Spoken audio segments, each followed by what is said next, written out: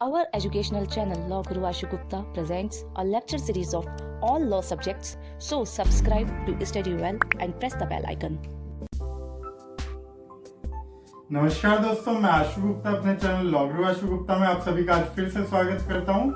आज हम बात करेंगे इंटरप्रिटेशन ऑफ स्टैट्यूट्स के सब्जेक्ट के बारे में। जनरली इसके बारे में कोई भी बात नहीं करना चाहता, लेकिन बहुत ही इंपॉर्टेंट और बहुत ही स्कोरिंग सब्जेक्ट्स अपने आप में देखने में आता है।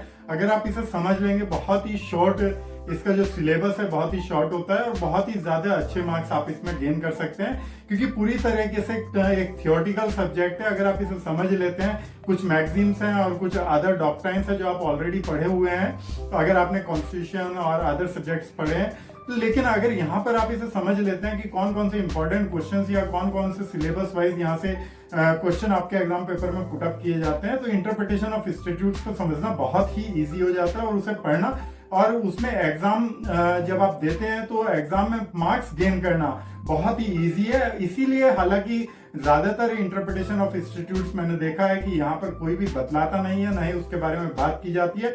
इसीलिए वीडियो आपके लिए लेकर आया हूँ ताकि आपको पता लग सके कि इंटरप्रिटेशन ऑफ इंस्टीट्यूट्स यानी कि जो हमारे संविधियों की व्याख्या है उस सब्जेक्ट के बारे में कौन कौन से ऐसे इंपॉर्टेंट टॉपिक है जो हमें पढ़ लेने चाहिए एग्जाम देने से पहले और ज्यादा से ज्यादा एग्जाम लाने की कोशिश करनी चाहिए। तो चलिए चलते हैं आज के लेक्चर वीडियो की ओर। लेकिन उससे पहले अगर आप इन सब्जेक्ट्स टॉपिक्स को और डिटेल में समझना चाहते हैं तो हमारी ऑनलाइन लाइव क्लासेस के माध्यम से हमसे जुड़ सकते हैं, जिसके लिए आप हमारी वेबसाइट पर जाकर कॉन्टैक्ट फॉर्म फिलअप कर सकते हैं, रजिस्ट्रेशन फॉर्म फिलअप कर सकते हैं, या फिर नीचे डिस्क्रिप्शन बॉक्स में कॉन्टैक्ट नंबर दिए गए हैं, वहां पर जाकर हमें व्हाट्सएप कर सकते हैं। तो चलिए चलते हैं आज की वीडियो की ओर। तो चलिए समझ लेते हैं छोटे सब्जेक्ट्स में कौन कौन सी बड़ी बड़ी चीजें हमें यहाँ पर पढ़नी है। तो सबसे पहले देखते हैं इंटरप्रिटेशन ऑफ इंस्टीट्यूट्स के उन इंपॉर्टेंट क्वेश्चंस को, क्या वो कहते हैं जिन्हें एग्जाम के माध्यम से आप आंसर दे सकते हैं और अच्छे मार्क्स गेन कर सकते हैं। तो सबसे पहले आपको ये जानना पड़ेगा यहाँ पर इंटरप्रिटेशन के सब्जेक्ट में meaning, object and scope of interpretation of institutes. हर बार पूछे जाने वाला क्वेश्चन है और 20 मार्क्स में आता है। बिल्कुल इजी क्वेश्चन है, इसे आप अगर पढ़ेंगे तो इजी तरीके से समझ भी लेंगे। थियोरटिकल क्वेश्चन है, जनरल लैंग्वेज में पूछा भी जाता है। उसके बाद आता है काइंड्स ऑफ इंटरप्रिटेशन। ये भी अपने आप में 20 मार्क्स का क्वेश्चन है, इसे जरूर पढ़कर जाइएगा। इसके बगैर कोई भी इंटरप्रिटेशन का पेपर कंप्लीट नहीं होता, ये भी मैं आपको बता दूं, क्योंकि यहाँ पर जब काइंड्स ऑफ इंटरप्रिटेशन की बात करते हैं तो देखिए यहाँ पर बतलाया जाता है इस सब्जेक्ट में बेसिकली बात हुई है कि लॉ के जो सब्जेक्ट्स हैं, लॉ के जो कंसेप्ट्स हैं, उनका इंटरप्रिटेशन किस तरीके से किया जा सकता है। तो उसी के रिगार्डिंग कुछ रूल्स यहाँ पर इंटरप्रिटेशन ऑफ इंस्टीट्यूट्स के सब्जेक्ट्स में रखे जाते हैं। तो इसीलिए यहाँ पर काइंड्स ऑफ इंटरप्रिटेशन की किस तरीके से इंटरप्रिटेशन की जा सकती है वो रूल यहाँ पर बतलाए गए हैं। दो तरीके से यहाँ पर दिखाए गए हैं, लिटरल और ग्रामेटिकल रूल और लॉजिकल इंटरप्रिटेशन यानी कि शाब्दिक और तार्किक तरीके से। तो ये दोनों आप पढ़कर जाइएगा, क्योंकि दोनों रूल अक्सर आपसे पूछ लिए जाते हैं और 20 मार्क्स में बड़ा इंपॉर्टेंट क्वेश्चन यहाँ पर देखने को मिलते हैं आपके एग्जाम पेपर में, इंटरप्रिटेशन के पेपर में। उसके बाद नेक्स्ट क्वेश्चन आता है aids of interpretation of institutes. Aids of interpretation of institutes का मतलब है कि कौन कौन सी ऐसी एड्स हैं जिनके माध्यम से, जिनकी मदद से यहाँ पर इंस्टीट्यूट्स को इंटरप्रेट करने में मदद मिलती है। तो ये जरूर पढ़कर जाइएगा। अगर आपने हिंदी पढ़ी होगी, हिंदी या इंग्लिश जब हम पढ़ते थे छोटी क्लास में, तो वहां पर आप संदर्भ, प्रसंग या एक्सप्लेनेशन, इस तरीके की चीजें वहां पर हम लोग पढ़ते थे। तो वही चीजें यहाँ पर बतलाई गई हैं कि किस तरीके से इंटरप्रिटेशन ऑफ इंस्टीट्यूट्स में यहाँ पर ऐड होती है। तो उन्हें नाम दिया गया aids of interpretation of institutes, यानी कि उपकरण जो इसमें हेल्प करते हैं इसे इंटरप्रेट करने में। तो दो तरीके के एड्स यहाँ पर बतलाए गए हैं, इंटरनल या इंट्रिंसिक एड्स जिन्हें बोला जाता है, और एक्सटर्नल और एक्सट्रिंसिक एड्स यानी कि आंतरिक और बाह्य उपकरण।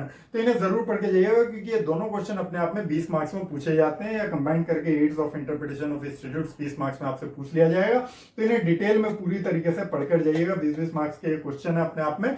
उसके बाद नेक्स्ट क्वेश्चन की बात करें तो यहाँ पर आता है रूल्स और मेथड्स ऑफ इंटरप्रिटेशन। अब इंटरप्रिटेशन ऑफ इंस्टीट्यूट्स में कौन कौन से ऐसे रूल्स दिए गए हैं जिनके माध्यम से कोई भी जज किसी भी इंस्टीट्यूट्स को इंटरप्रेट कर सकता है, या कोई भी व्यक्ति यहाँ पर इंटरप्रिटेशन में इंस्टीट्यूट्स का इंटरप्रिटेशन करते समय उनकी मदद ले सकता है, जिसके थ्रू वो इंटरप्रेट कर सके। तो यहाँ पर कुछ रूल्स और मेथड्स बतलाए गए हैं जो अपने आप में 20-20 मार्क्स का अलग अलग एक एक क्वेश्चन क्रिएट करते हैं। तो ये चारों क्वेश्चन यहाँ पर आप रूल्स ऑफ इंटरप्रिटेशन के तौर पर देख रहे हैं, जो 20-20 मार्क्स में आपसे पूछे जाएंगे। 100% आने वाले क्वेश्चन है, तो ध्यान रखिएगा 100% ही पूछे जाएंगे। जैसे यहाँ पर फर्स्टली गोल्डन रूल क्या होता है, किस तरीके से गोल्डन रूल ऑफ इंटरप्रिटेशन इस सब्जेक्ट में बतलाया गया है उसके बारे में पढ़ेंगे। उसके बाद मिस्चीफ रूल, रिश्ती का नियम जिसे बोलते हैं, कि रिश्ती का नियम क्या कहता है, हार्मोनियस कंस्ट्रक्शन क्या होता है, सामंजस्यपूर्ण अर्थान्वयन का सिद्धांत बोला जाता है हार्मोनियस कंस्ट्रक्शन को, अपने आप में 20 मार्क्स में पूछा जाता है हर बार। और बेनिफिशियल कंस्ट्रक्शन यानी कि हितप्रद अर्थान्वयन से क्या मतलब होता है, ये किस तरीके से यहाँ पर इंटरप्रिटेशन ऑफ इंस्टीट्यूट्स में मदद करता है। तो ये 4 रूल्स यहाँ पर दिए गए हैं, इन चारों रूल्स को जरूर पढ़कर जाइएगा, क्योंकि इंटरप्रिटेशन ऑफ इंस्टीट्यूट्स सब्जेक्ट की नींव इन्हीं रूल से निकलकर बनी है और 20 मार्क्स में अलग अलग तरीके से पूछे जाते हैं। उसके बाद कुछ मैगजीम्स यहाँ पर इंटरप्रिटेशन ऑफ इंस्टीट्यूट्स में पूछी जाती है, तो वो भी समझ लेते हैं कौन कौन सी ऐसी इंपॉर्टेंट मैगजीम्स है, लैटिन मैगजीम्स हैं जो यहाँ इंटरप्रिटेशन ऑफ इंस्टीट्यूट्स के पेपर में अक्सर पूछी जाती है और 100% यहाँ से मैगजीम्स आती ही आती है। इनमें से कुछ ना कुछ मैगजीम्स आपको 10 या 20 मार्क्स में यहाँ से मिलेंगी। एक मैगजीन 20 मार्क्स में मिलेगी, एक 10 में मिलेगी, या एक शॉर्ट नोट में 4 मार्क्स में या 5 मार्क्स में आपको देखने को मिलती है। तो इन लैटिन मैगजीम्स को जरूर पढ़कर जाएं, जिनमें सबसे इंपॉर्टेंट है इजस्टम जनरिस की, यानी कि सजातीय अर्थान्वयन क्या होता है, इसे जरूर देख लें। उसके बाद नोसाइटर है सोसिस, यानी कि अर्थान्वयन साहचर्यण ज्ञायते इसे बोला जाता है हिंदी में, तो इसे भी देख लें कि ये क्या कहती है। अपने आप में दोनों बहुत इंपॉर्टेंट और 20 मार्क्स में या 10 मार्क्स में हर बार पूछे जाने वाली मैगजीम है। उसके बाद आता है उटरेस मैजिस वैलिएट क्वैम पैरिएट, जिसका मतलब होता है अर्थान्वयन अमान्य से मान्य करना अच्छा है, तो इसे भी जरूर पढ़ लें क्या कहती है। उसके बाद नेक्स्ट जो मैगजीम आती है एक्सप्रेसियो यूनियस ईस्ट एक्सक्लूसियो आल्टीरियस, यानी कि एक वस्तु का स्पष्ट उल्लेख दूसरे का अपवर्जन होता है। यहाँ पर इस लैटिन मैगजीन के माध्यम से बतलाया गया, उसे भी समझेंगे आने वाली वीडियोस में। इन सब लैटिन मैगजीन्स पे और रूल्स पे बात भी करेंगे, तो ऐसे ही हमारे साथ बने रहिएगा। उसके बाद नेक्स्ट लैटिन मैगजीन पूछी जाती है, ये भी बड़ी इंपॉर्टेंट मैगजीन है यहाँ पर, रिडेंडो सिंगुला सिंगुलिस, प्रतिदान का सिद्धांत जिसे बोला जाता है। तो ये 3 तो जरूर करके जाइएगा, क्योंकि बहुत इंपॉर्टेंट है और हर बार इन तीनों में से एक आती ही है। उसके बाद आता है कंटेम्परेरो एक्सपोजिशो ईस्ट फोर्टिजिमा इन लेगे, यानी कि तत्कालीन व्याख्या सर्वोत्तम एवं प्रभावी होती है। तो इस तरीके से ये कुछ लैटिन मैगजीन है। इसके अलावा भी 2-3 लैटिन मैगजीन बहुत इंपॉर्टेंट रूप में आपके क्वेश्चन पेपर में हर बार पूछे जाने वाली मैगजीन्स के रूप में दिखाई देती हैं, तो उन्हें भी जान लेते हैं और कुछ डॉक्ट्राइन्स के बारे में आगे पढ़ेंगे, तो देखते हैं। तो लैटिन मैगजीन के तौर पर कुछ और मैगजीन जो बच गई थी वो देख लेते हैं। यहाँ पर जूरे नेचुरे संट इम्यूटेबिलिया, यानी कि नैसर्गिक विधि अपरिवर्तनीय है, ये एक मैगजीन यहाँ पर आती है, इसे जरूर देख लीजिएगा। साथ ही जस्ट डिकेरे एंड जस्ट जेयर, ये बड़ी इंपॉर्टेंट मैगजीन मानी जाती है। न्यायाधीशों का कार्य विधि की घोषणा करना है, निर्माण करना नहीं, इसे जरूर देख के जाइएगा। उसके बाद आती है एक्सप्रेसम फेसिट सिजेरे टैक्टियम, प्रत्येक शब्द किसी संलग्न तात्पर्य को समाप्त कर देते हैं। तो इस तरीके से हमने देखा कुछ लगभग 8-10 लैटिन मैगजीन ऐसी है जो यहाँ पर 20 मार्क्स में या 10 मार्क्स में अक्सर पूछी जाती है, तो इन्हें जरूर पढ़कर जाइएगा। उसके साथ साथ अगर आप लैटिन मैगजीन के बाद बात करूं तो सीधी सीधी यहाँ इस सब्जेक्ट पेपर में पूछे जाने वाली कुछ डॉक्ट्राइन्स भी महत्वपूर्ण तौर पर आती हैं, जिनके बारे में देख लेते हैं, क्योंकि बहुत इंपॉर्टेंट डॉक्ट्राइन्स है। जैसे डॉक्ट्राइन्स में यहाँ पर सबसे पहले डॉक्ट्राइन ऑफ अल्ट्रा वायरस, यानी कि अधिकारातीत का सिद्धांत क्या कहता है, उसे हम देख लेते हैं। अगर आपने कॉन्स्टिट्यूशन पढ़ा होगा तो वहां पर भी ये डॉक्ट्राइन्स, इनमें से काफी डॉक्ट्राइन्स कॉन्स्टिट्यूशन में और एडमिनिस्ट्रेटिव लॉ में हमें पढ़ने को मिली है, तो वही डॉक्ट्राइन्स यहाँ पर भी डाली गई हैं। तो इस सब्जेक्ट में जरूर ध्यान रखिएगा, इसीलिए सब्जेक्ट थोड़ा ईजी हो जाता है और पढ़ने में और मार्किंग लाने में ईजी अपने आप में लगने लगता है। तो डॉक्ट्राइन ऑफ अल्ट्रा वायरस, यहाँ पर अधिकारातीत का सिद्धांत, इसके बारे में जरूर पढ़कर जाइएगा। 10 मार्क्स का क्वेश्चन या 20 मार्क्स का क्वेश्चन यहाँ से बनता है। उसके बाद रूल ऑफ लॉ आप सभी जानते हैं, आर्टिकल 14 जहां पर कॉन्स्टिट्यूशन की बात होती है, विधि का शासन, जहां पर इक्वलिटी प्रोटेक्शन ऑफ लॉ और इक्वालिटी बिफोर लॉ के बारे में हम बात करते हैं। तो 20 मार्क्स का ये क्वेश्चन अपने आप में यहाँ पर भी पूछा जाता है कॉन्स्टिट्यूशन की तरीके से। उसके बाद एक डॉक्ट्राइन आती है, डॉक्ट्राइन ऑफ ऑक्यूपाइड फील्ड, यानी कि दखलकृत क्षेत्र का सिद्धांत क्या कहता है, तो उसके बारे में भी यहाँ पर देख लीजिएगा। बड़ी इंपॉर्टेंट 10 मार्क्स में पूछे जाने वाली मैगजीन है। उसके बाद आता है कलरेबल लेजिस्लेशन, इसके बारे में आपने पढ़ा होगा, यह हर बार पूछे जाने वाली मैगजीन है, तो ध्यान रखिएगा। कलरेबल लेजिस्लेशन आपने अगर पढ़ा हो तो एडमिनिस्ट्रेटिव लॉ और कॉन्स्टिट्यूशनल लॉ में भी ये मैगजीन डॉक्ट्राइन वहां पर पूछी गई थी। छद्म विधायन का सिद्धांत क्या कहता है। उसके बाद बात आती है पिथ एंड सब्सटेंस, ये भी अपने आप में बहुत इंपॉर्टेंट 20 मार्क्स में अलग से पूछी जाती है, सारे उन तत्व का सिद्धांत। ये वहां पर भी हमने पढ़ी थी एडमिनिस्ट्रेटिव लॉ और कॉन्स्टिट्यूशनल लॉ में भी, और यहाँ पर भी दी गई है। यहाँ पर 20 मार्क्स में स्पेशली पूछी जाती है, तो जरूर इन्हें याद कर लीजिएगा। Rule of law, colourable legislation और पिथ एंड सब्सटेंस। उसके बाद कुछ और डॉक्ट्राइन्स है जैसे प्रोस्पेक्टिव ओवर रूलिंग, भविष्यलक्षी प्रत्यादेश का सिद्धांत क्या कहता है, 10 मार्क्स या 4 मार्क्स में ये पूछी जाती है। उसके बाद एक्लिप्स, डॉक्ट्राइन ऑफ एक्लिप्स के बारे में आपने सुना होगा, कॉन्स्टिट्यूशन में हमने पढ़ा भी आर्टिकल 13 में।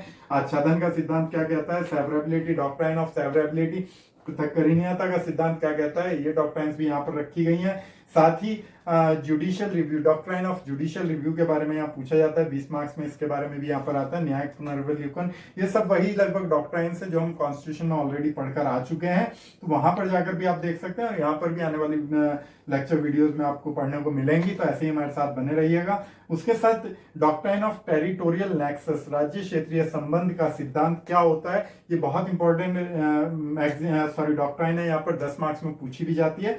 उसके बाद आता है next doctrine of retrospective operation, यानी कि भूतलक्षी संक्रिया का सिद्धांत क्या कहता है। जैसे यहाँ पर प्रोस्पेक्टिव है तो ये भविष्यलक्षी के बारे में बताती है, रेट्रोस्पेक्टिव भूतलक्षी के बारे में बताती है। तो इन दोनों में से कोई भी एक डॉक्ट्राइन अक्सर पूछी जाती है 4 मार्क्स में, 10 मार्क्स में, तो इसे जरूर करके जाइएगा। तो ये लगभग 8-10 डॉक्ट्राइन है जो हर बार आपके क्वेश्चन पेपर में आती है, जिनमें सबसे important rule of law, colourable legislation, pith and substance, उसके बाद जुडिशियल रिव्यू और टेरिटोरियल नेक्सस, ये बहुत जरूरी तरीके से यहाँ पर 20 मार्क्स में पूछी जाती हैं।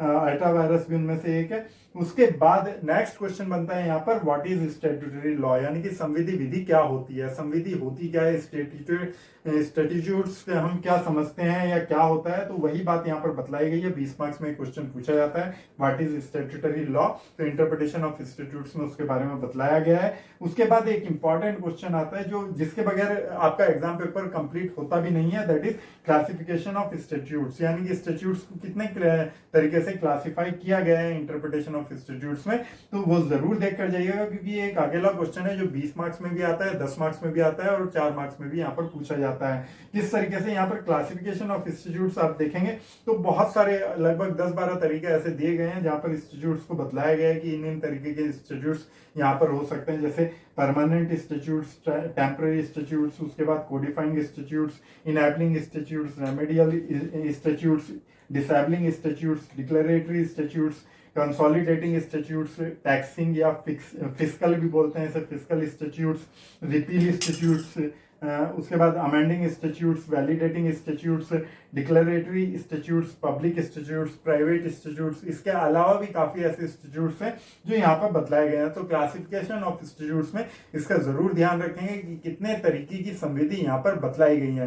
तो इस तरीके से आपने देखा काफी सारे क्वेश्चंस यहाँ से बन जाते हैं, और जिसमें से लगभग काफी क्वेश्चंस हमने ऑलरेडी पढ़े हुए हैं, क्योंकि interpretation of institutes first year में तो आता नहीं है, फर्स्ट ईयर या सेकंड ईयर का सब्जेक्ट यहाँ पर नहीं लगता है, क्योंकि उससे पहले हम कॉन्स्टिट्यूशनल लॉ और एडमिनिस्ट्रेटिव लॉ यहाँ पर पढ़ चुके हैं और काफी पार्ट उसका यहाँ पर दिया गया है। इसी वजह से मैं बार बार कहता हूँ कि इसमें स्कोरिंग करना बहुत ही इजी हो जाता है अगर इसे एक बार आप समझ जाते हैं कि कौन कौन से क्वेश्चंस आपको प्रिपेयर करने हैं। उम्मीद करता हूं पूरे के पूरी तरीके से आप समझ चुके होंगे कि कौन कौन से क्वेश्चन इस सब्जेक्ट पेपर में आपको तैयार करके जाने हैं और अच्छे मार्क्स यहाँ पर गेन करने हैं। तो ऐसे ही हमारे साथ बने रहिएगा और हमारी वीडियो देखने के लिए चैनल को सब्सक्राइब जरूर कर दीजिएगा और साथ ही बेल आइकन को दबाना बिल्कुल भी मत भूलिएगा, ताकि हमारी आने वाली वीडियोस के नोटिफिकेशन आपको समय से मिलते रहे। थैंक यू वेरी मच, धन्यवाद।